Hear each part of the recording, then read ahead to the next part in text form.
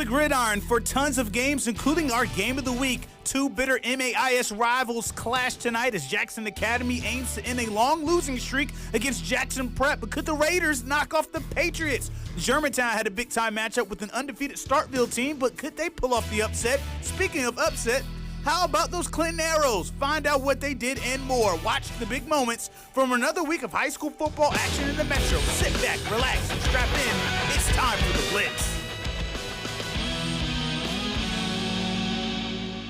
And welcome to the 5th edition of the Blitz. As usual, a ton of games to get to, and as always, we start with our game of the week. As you heard, Jackson Prep hosts Jackson Academy, and you can really tell how much these two schools hate each other. I loved it. A tough, gritty game that came down to the final minutes. Let's get to the highlights.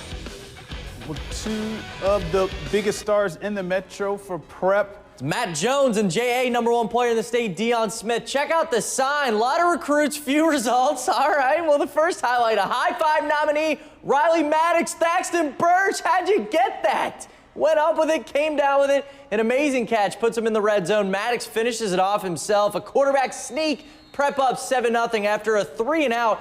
Prep drives down the field again, and they're putting it in the hands, or actually feet, of Louis Gatlin. He wears number 10, he's a kicker, sinks the field goal, Prep up 10-0. And Jackson Academy coming right back, though. Jackson Kahn with the pass in the flats to Dan Smith, Dion Smith's little brother. He was working with the big bro on his moves as he jukes out some defenders, gets enough for the first down. It's a former Blitz 16 Player of the Week who will cap off this drive. Junior running back Marcus Harris with the touchdown to cut the lead to 10-7. Fast forward to the fourth quarter. It is 17-10 Jackson Prep. 2 minutes left. Jackson Academy on their fourth down to essentially keep the game alive. Jackson Kahn drops back, throws this one deep, but no one is there. So in the game in hand, Prep wants to score, that is, and Jeffrey Insay again running into the end zone for the touchdown. They lead it 24-10. And get this, with no time left in the game, Insay would intercept Kahn, and he ran all the way back for a pick six to cap this one. Jackson Prep wins 30-10. Here's their head coach. It's good to win a game like this. I thought our guys came back, played extremely well, and made the plays when they had to on the offense and defense. So I thought a great effort by our team. There's no denying this is a rivalry, right? I mean, you saw it out there. Well, I think from the beginning of the game to the end, you saw there was a lot of emotions in this game, a lot of enthusiasm, and, of course, a lot of want to win. So, hey, we get to win tonight. There'll probably be another meeting somewhere, so we always got to be ready for this team. It was a good football game and a good football team from Jackson Academy. And here's the final score one more time. In case you missed it, Jackson Prep is victorious over Jackson Academy, 30-10. Again, it was a 17-10 game in the final 2 minutes, but the Patriots scored twice to close this one out. They improved to 4-1 on the year.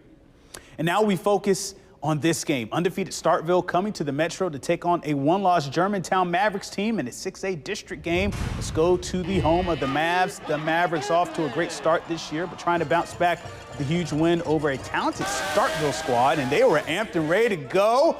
And John Lewis of Germantown gets pressure on Luke Altmaier. He gets what he thinks is a fumble for Germantown, but the refs call it incomplete. Coach Tim Schramick says, hey, his arm was still back. The refs say, hey, we're going to stay with the original call. That led to Altmaier finding Sam Hunt for the touchdown, running up the gut 18 yards, powers his way into the end zone. Momentum swing there. They don't get the call. Starkville scores. More from Starkville. Jordan Mitchell gets the tap pass, gets into the end zone to give the visitors a 14-0 lead.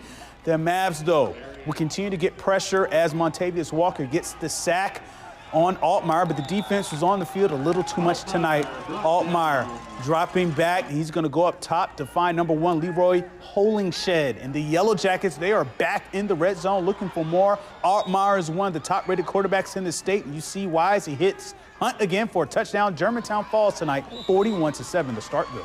All right, district opener for the Ridgeland Titans. They had to tame the Wolves of Cleveland Central. The Titans are going to start off with Enzai McDonald, the magician, escaping pressure, throws a rope to Richard Mays for a first down.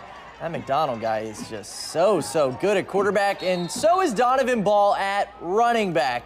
Right up the gut, avoiding tackles left and right the whole time, gets about 20 yards, and it sets this play up. McDonald throws a laser to Antoine Brown, tips it, catches it, a little tippy toes in the back of the end zone for the touchdown. They want to go for 2, and McDonald can run 2. A juke and an easy in. Cleveland Central's looking to respond. Latravius Miller quickly finds Sir Trotter. Sir is his first name, Trotter's his last. Runs up the sideline, gets a first down. Now Terry Winston, he goes up the middle, gets about, I guess you could say around 23 yards. That's another Cleveland Central first down. Now on 4th down, Miller, he wants it all, looks to score, passes the end zone. Antoine Brown says no thanks. That prevents a catch and a touchdown. They win 44-12. We go on to Clinton hosting South Panola Arrows. They have the ball at the 40-yard line. Caleb Miller finds Montavious Warren on the short pass. Warren's just going to do the rest of the work. We saw Alvin Kamara do that last week. Breaking tackles down the sideline. 14-6 game going into halftime. We go to the start of the third. Miller keeps it himself this time around the left end. He just barely gets tripped up. That avoids a touchdown. It's going to set up a field goal. I think it's about, it looks like 36 yards, so about 40 yards here from the Clinton kicker. And it's good. Clinton's still up. The Tigers, though, they're looking to respond. Ontario Draper finds Cameron Wright. Wright with a really good one-handed catch. That completes a first down.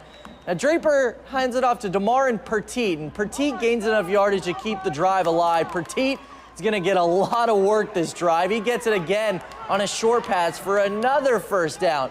And Petit gets it again, all the way down to what looks like it could be the end zone, but just the 1 yard line. He's working hard. He isn't even the one to score. Landis McKinney is, but Clinton takes down South Panola 24-21. What a win for the Arrows. And we have some more games to get to. That's right. Coming up after the break, Winona comes to Madison to face the MC Jags.